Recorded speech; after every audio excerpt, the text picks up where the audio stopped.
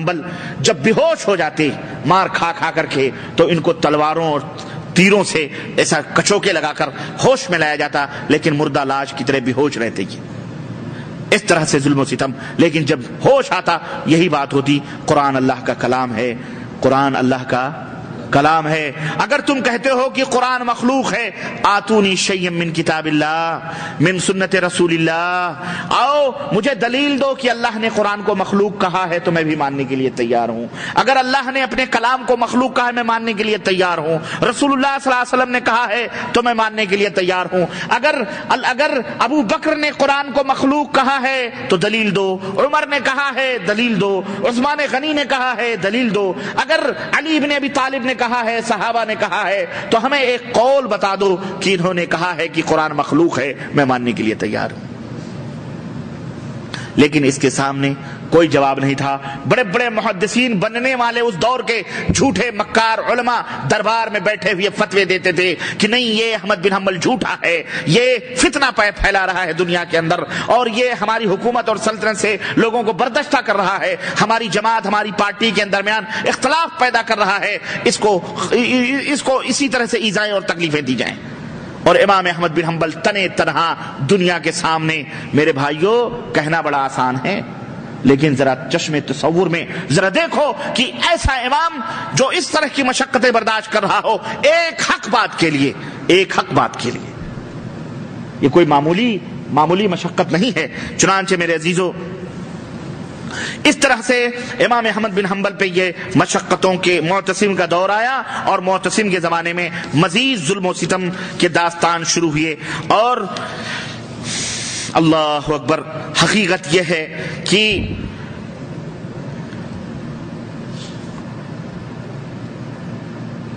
امام احمد بن حنبل جب کوڑے کھا کھا کر کے بے ہوش ہو گئے تو تقریباً کم و بیش یہ تشدد اور یہ تعذیب کا سلسلہ 1.5 برس تک جاری رہا۔ کتنا؟ ایک دن نہیں، 2 دن نہیں، بلکہ مسلسل 1.5 برس تک یہ سلسلہ جاری رہا۔ جب یہ لوگ مایوس ہو گئے کہ احمد بن حنبل اپنی بات سے ٹلنے والا نہیں ہے تو ان کو آزاد کر دیا اور گھر کے اندر نظر بند کر دیا کہ تم اب گھر سے باہر نہیں نکلو گے۔ جب گھر کے اندر تھوڑی طبیعت ان کی سدھری، کچھ دنوں کے بعد میں زخم مندمل ہوئے، تو پھر مسجد کے اندر آنا جانا شروع ہوا اور مسجد کے اندر درس دینا انہوں نے شروع کیا۔ پھر بادشاہ کا آرڈر آیا کہ تم مسجد کے اندر بھی داخل نہیں ہو سکتے۔ احمد بن حنبل رحمت اللہ علیہ بیچارے اس وقت اپنے گھر کے اندر ہی نماز پڑھتے تھے اور سب سے ملنا جلنا اس وقت ان کا بند کر دیا گیا۔ چنانچہ تھوڑے دنوں کے بعد میں معتصم کا جب انتقال ہوا تو اس کے بعد معتصم کے بعد واسق نام کا خلیفہ جو مسلمانوں کا امیر بنا، امیر المسلمین، وہ جب بنا تو یہاں سے آزمائشوں کا ایک نیا سلسلہ پھر شروع ہوا۔ چنانچہ معتصم کے زمانے میں کوڑے اور ایذا رسانی اور جسمانی اذیتیں اور تعذیب دی جاتی تھیں، لیکن اس کے زمانے میں استغفر اللہ اس قدر مجبور کیا گیا امام احمد بن حنبل رحمۃ اللہ علیہ کو کہ اب حدیث کا بیان کرنا، حدیث پڑھانا، حدیث کے اوپر لوگوں کو دعوت دینا، یہ تمام سب چیزیں منع کر دی گئیں، اور امام احمد بن حنبل رحمۃ اللہ علیہ اپنے گھر کے ہی ہو کے رہ گئے۔ اور ایک دفعہ چنانچہ ایک روایت کے اندر آتا ہے کہ یہی احمد بن حنبل تھے تو ان کے ساتھ فقیہ مصر امام یوسف بن یحییٰ البویتی تھے جو امام شافعی کے شاگرد تھے۔ انہیں حکم دیا گیا تھا کہ وہ قرآن کے مخلوق ہونے کا اقرار کریں، لیکن امام شافعی رحمۃ اللہ علیہ کے اس جو ہے شاگرد نے جب کی بیڑیاں پڑی ہوئی، انہوں نے بھی انکار کر دیا کہ ہرگز نہیں، ہم قرآن کو مخلوق نہیں مان سکتے، بلکہ قرآن اللہ کا کلام ہے اور اللہ کا کلام مخلوق نہیں ہو سکتا ہے۔ قید ہی کے اندر ان کو ڈال دیا گیا اور قید ہی کے اندر پجرے بن کے رہ گئے، یہ وہیں وفات ہو گئی ان کی۔ نعیم بن حماد کو بھی قید کے اندر ڈال دیا، اور وہ قید آج کل کے قید نہیں، زمین دوز قید ہوتے تھے، کنویں بنا دیتے تھے، اور کنویں اندر سرنگ ہوتے تھے، اس کے اندر ڈال دیتے تھے، اس میں کوئی نہیں ہوتا تھا، اوپر سے ڈھکن کھول کر کھانے دے دیے، جو مل گیا، نہیں تو اندر ہی پجڑے بن جاتے تھے لوگ، کتنے ہڈیاں سڑ پڑ کر کے وہیں ختم ہو جاتے تھے، کوئی پوچھنے والا نہیں رہتا تھا ان کا۔ اس طرح کے عذاب، کبھی اجالے نہیں دیکھتے، تاریکیوں میں ان کی زندگی گزرتی تھی۔ چنانچہ ایک دفعہ حضرت احمد بن حنبل رحمۃ اللہ علیہ اسی طرح سے قید کر کے دربار میں لایا گیا اور ان کو ڈرانے کے لیے ایک بہت بڑا منظر قائم کیا گیا. درباری ملے سارے مولوی بیٹھے ہوئے، بڑے بڑے ٹوپیاں لگائے ہوئے اور بڑے بڑے فتوے دینے والے بغداد کے بڑے بڑے علم والے منطق فلسفے اہل الرائے بیٹھے ہوئے. چنانچہ جب حضرت احمد بن حنبل رحمۃ اللہ علیہ کو سامنے لایا گیا تو امام احمد بن حنبل رحمۃ اللہ علیہ سے کہا گیا اور ان سے کہا گیا یہ بتاؤ قرآن مخلوق ہے کہ غیر مخلوق ہے؟ امام احمد بن حنبل نے کہا قرآن مخلوق نہیں ہے، یہ اللہ کا کلام ہے. کہا اللہ کا کلام ہم بھی مانتے ہیں لیکن یہ بتلاؤ کہ یہ مخلوق ہے کہ نہیں؟ کہنے لگے اللہ کا کلام مخلوق نہیں ہو سکتا ہے. فوراً 2 آدمیوں کو بلایا گیا اور امام احمد بن حنبل رحمۃ اللہ علیہ کے سامنے ان کو قتل کیا گیا. 2 آدمیوں کو ڈرانے کے لیے. امام احمد بن حنبل رحمۃ اللہ علیہ نے دربار میں دیکھا امام شافعی کا شاگرد بیٹھا ہوا تھا. اس نے کہا اے فلاں ذرا ہمیں بتاؤ موزوں کے اوپر مسح کرنے کے تعلق سے امام شافعی کا کوئی قول ہے؟ یعنی اس وقت کا جو مناظر تھا بادشاہ کا، اس نے کہا یہ عجیب و غریب آدمی ہے کہ موت اس کے گردن، اس کے سر کے پاس، اس کے سر کے اوپر ناچ رہی ہے، تلواریں اس کی گردن کے قریب ہیں اور اس وقت بھی یہ مسئلے مسائل میں پھنسا ہوا ہے. اس وقت بھی وہ موت کی آنکھوں میں آنکھیں ڈال کر کے اس طرح سے حق کا پیغام لوگوں کے سامنے دیتے رہے.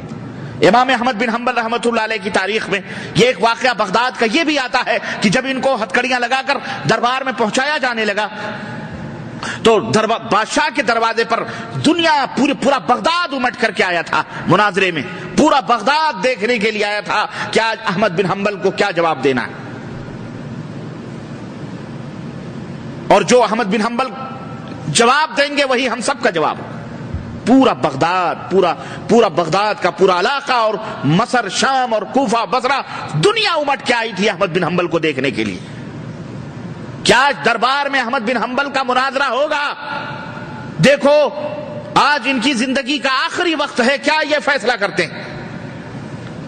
اور جب دربار میں جانے لگے اس وقت گیٹ پر ایک چور ملا. امام احمد بن حنبل رحمۃ اللہ علیہ سے بعد میں پوچھا گیا تو انہوں نے کہا مجھے اس چور کی باتیں مسلسل میرے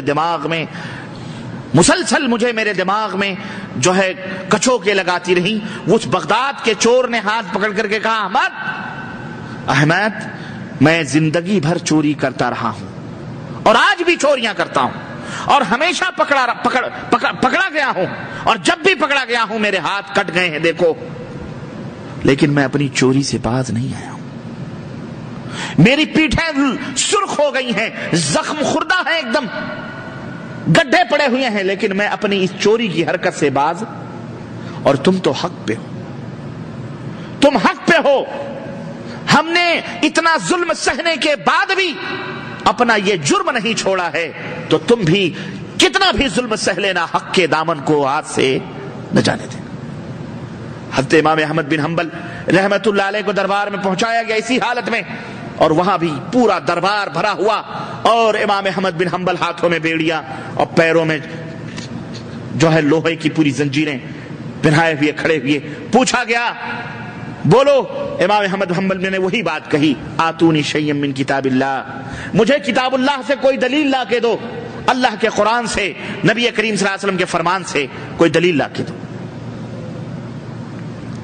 حضرت ابو بکر کی کوئی دلیل دو، حضرت عمر، حضرت عثمان، حضرت علی کی کوئی بات دو، لیکن کسی نے آواز نہیں آئی. جو مناظر عالم تھا اس بادشاہ کی طرف سے امام احمد بن حنبل نے کہا اب میں تم سے یہ پوچھنا چاہتا ہوں کہ نہ اللہ کی کوئی دلیل، نہ رسول اللہ کی کوئی دلیل، نہ ابو بکر کی، نہ عمر کی، کسی کی کوئی دلیل تمہارے پاس نہیں ہے تو یہ بتاؤ تمہیں یہ بات کیسے معلوم ہوئی کہ قرآن مخلوق ہے؟ جو بات تمہیں معلوم ہوئی کیا اللہ کو معلوم نہ تھی؟ رسول کو معلوم نہ تھی؟ ابو بکر، عمر، فاروق، عثمان، علی کو معلوم نہ تھی؟ کہنے لگے نہیں اللہ کو معلوم، رسول کو معلوم سب. تو بولے اللہ کو کیا معلوم، مخلوق یا غیر مخلوق؟ اگر مخلوق تو دلیل دو، اور اگر اللہ کو معلوم تھا تو اللہ نے بتلایا کیوں نہیں؟ اس طرح سے امام احمد بن حنبل رحمۃ اللہ علیہ نے احادیث اور قرآن کے ذریعے اس مناظرے کو فتح کیا. واسق اچھل پڑا اپنے تخت سے اور اس نے کہا احمد صحیح کہہ رہے ہیں. جب اللہ نے نہیں بتلایا، رسول اللہ نے نہیں بتلایا، لیکن پھر بھی اس ظالم بادشاہ نے پھر بھی اس کے باوجود بھی اس نے کہا کہ بہرحال یہ ہمارے علماء درباری جو بیٹھے ہوئے ہیں یہ جو کہہ رہے ہیں یہ صحیح ہے۔ اس طرح سے میرے عزیزو، میرے دوستو، عجیب و غریب موقف تھا حضرت امام احمد بن حنبل کے تعلق سے۔ کچھ لوگ